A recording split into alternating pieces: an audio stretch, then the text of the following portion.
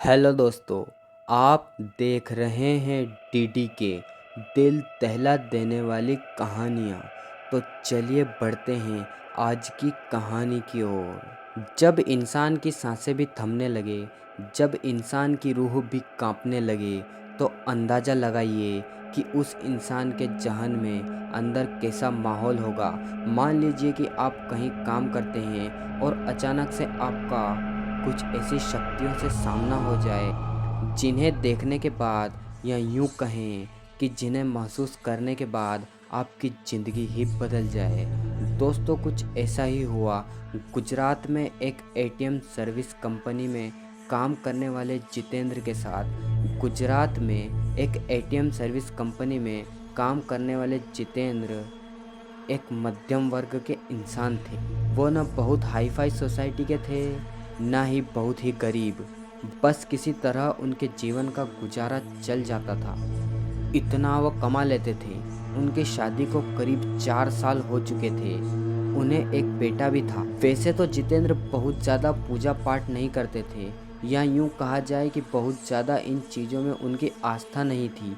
और अगर रास्ते में कोई मंदिर या मस्जिद आ जाए तो अपना सिर जरूर झुका लेते थे। जितेंद्र की नौकरी का समय दिन में लगभग 9 घंटे होता था, पर एटीएम मशीन का फॉल्ट आने पर उन्हें रात के किसी भी वक्त सर्विस देने जाना पड़ता था। अपने इसी काम के चलते वह एक रात अपनी बाइक से जा रहे थे। उन्हें शहर से थोड़ी दूर एक रिहायशी इलाके के पास एटीएम में फॉल्ट हुई थी, उसे ठीक करने जाना था।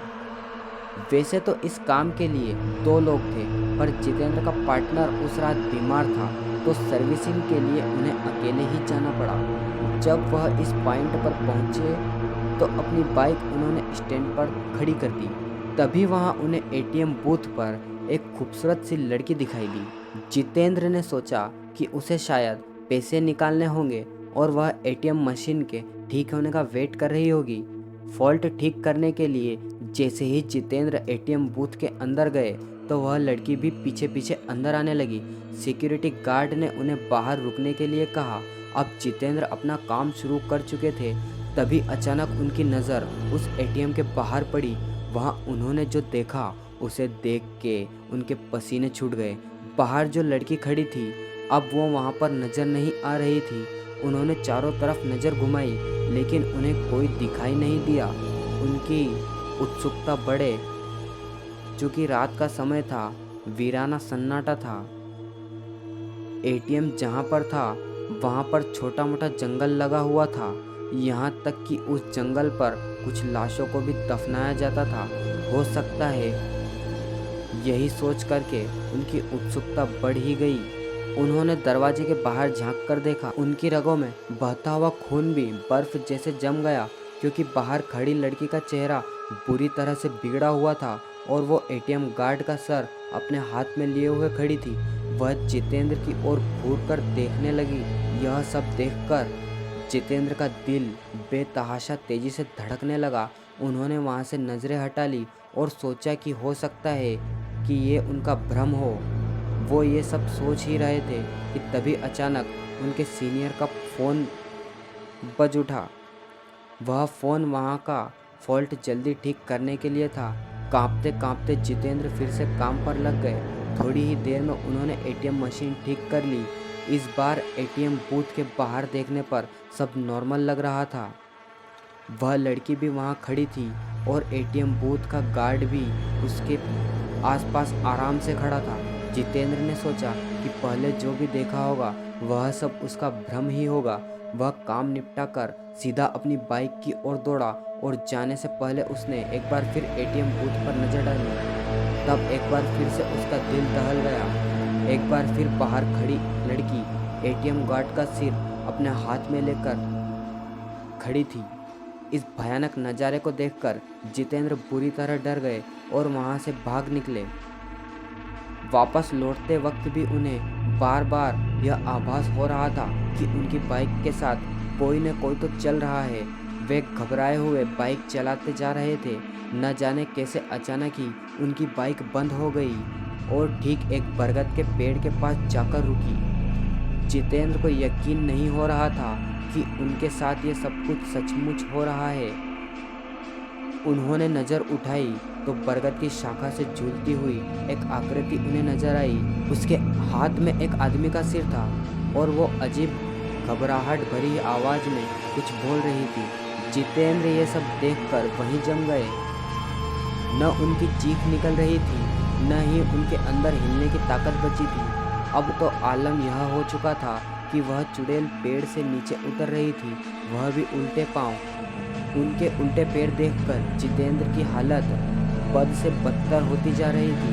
उन्होंने आंखें बंद कर ली और भगवान को याद करने लगे। चुड़ैल उनके बगल में आकर बैठ जाती है और उनका सर हिलाने लगती है।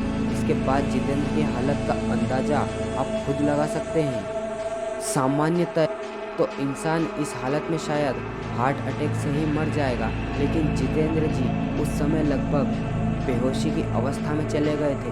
करीब 2 घंटे बाद जब उन्हें होश आया तो उन्होंने देखा कि उनके सर पर बाल ही नहीं थे। उन्हें अपनी हालत देख करके खुद पर तरस आ रहा था और डर भी विकराल रूप ले चुका था। अब तो रात बहुत हो चुकी थी। उन्होंने दोबारा से गाड़ी को स्टार्ट किया, लेकिन गाड़ी स्टार्ट होने का नाम ही नहीं ले रही थी। बस उन्हें सुकून इतना था कि वो अभी तक जिंदा थे। लेकिन जैसे ही बाइक स्टार्ट हुई और उन्होंने बाइक को आगे बढ़ाया, वैसे उन्हें साफ साफ महसूस हुआ कि पीछे कोई उनकी गाड़ी पर बैठा है। कोई दिख तो नहीं रहा था, लेकिन उन्हें दोबारा से साफ साफ एहसास हुआ कि किसी ने उनके कंधे पर हाथ रखा है। वो वहीं पर हड़बड़ाकर गिर ही पड़े और वहीं पर बेहोश हो गए। और उन्हें जब होश आया तो वे एक हॉस्पिटल पर थे। कुछ स्थानीय लोगों ने उन्हें बेहोश पड़ा देखकर हॉस्पिटल पहुंचा दिया था। इस घटना के कई महीने बाद तक जितेंद्र हॉस्पिटल में रहे। उन्हें होश नहीं आया। कई महीनों बाद जाकर उन्हें होश आया। इसके बाद धीरे धीरे करके वह सामान्य हो गए। लेकिन जिस दिन वह हॉस्पिटल को छोड़े, उसके बाद उस जगह को छोड़ दिया और दूसरी जगह आकर बस गए। डर इतनी बुरी चीज होती है कि जो इंसान को बर्बाद करने में वक्त नहीं लगाती। उन्होंने बाद में ये पता करने की कोशिश भी नहीं की कि आखिर उनके साथ ऐसा क्यों हुआ और आखिरकार वो चुड़ैल कौन थी। लेकिन इन 4-5 दिनों में उनके भाई को कुछ ऐसी चीज़ें पता चली जो उनके भाई को भी डराने के लिए काफ़ी थी। उन्हें पता चला कि जितेंद्र एक लड़की से प्यार करते थे। चूँकि जितेंद्र शादीशुदा थे, इसलिए उन्होंने उस लड़की को धोखा दे दिया।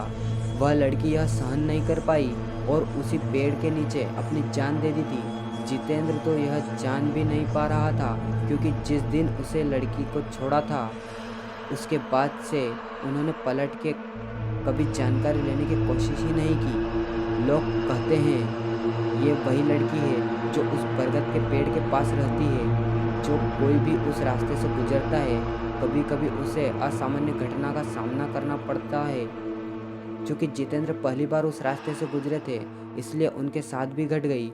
लेकिन शायद उसने जितेंद्र को मारा नहीं। हो सकता है प्यार अभी भी बाकी है, लेकिन ऐसा करना हरदम गलत है। उसके भाई ने बाद में उसको सारी बात बताई। जितेंद्र बहुत पछताया। लेकिन दोस्तों, गलती करने के बाद पछताने का कोई मतलब नहीं है। इसलिए दोस्तों, इस तरीके की गलती ज़िंदगी में कभी मत करिएगा और ना ही कभी किसी को करने दीजिएगा, क्योंकि हर एक इंसान अपने में बहुमूल्य होता है। तो दोस्तों, उम्मीद करता हूँ आप लोगों को भूतों की कहानी अच्छी लगी होगी। अगर कहानी अच्छी लगी हो, वीडियो को लाइक और चैनल को सब्सक्राइब जरूर कर लें।